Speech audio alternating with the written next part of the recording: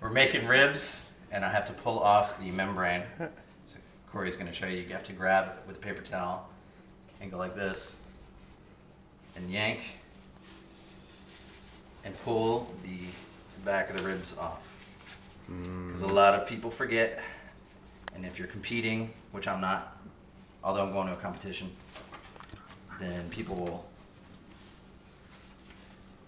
get a big bunch of membrane in their mouth and it won't taste good. Membrane. A paper towel just helps to hang on to it. Does it work better if you're not Jewish? Yeah, if you're not Jewish, Comes right off. it comes right It off. floats off. Especially on the holy day, on a Saturday, on the Sabbath. You know, I try to do it quick so I can hide the pork in case my parents come over, or the rabbi down here in Lower Mountain View. Do you make a... You're like Guy Fieri with your docs on. I'm cooler than Guy Fieri.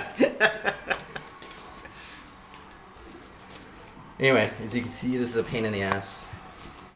So does a St. Louis cut, that's what it means to get the membrane off? Well, you can ask them to prep it at the butcher, and they will do this cut, because they can do ribs, and then you get the skirt and the other cuts from it, and they'll pull them apart for you and trim them up. Or you can just get it like this, and then sometimes kind of like a leg of lamb, they'll pull back this area of the meat, trim that up. And then certain places call it different things the way it's trimmed. So St. Louis, they eat a lot of pork that they want. But since I'm from Texas, I normally have beef, and I'm not used to cooking with the pork. Beef doesn't have the membrane? Beef does, but I'd rather eat, if I'm gonna take the time to barbecue or do a thing, I'd rather go and have a bunch of brisket. So this is prepped, and now I'm gonna put on a dry rub and maybe some mustard to hold that on, and a little bit more dry rub. A mixture of salt, pepper, what else do I have? A bunch of stuff from Penzeys. I use a little salt, pepper.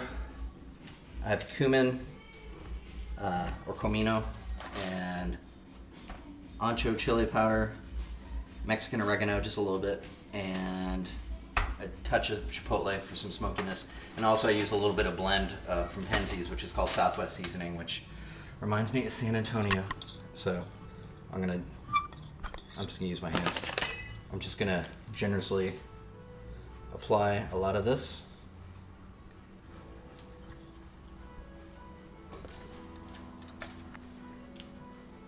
To both sides.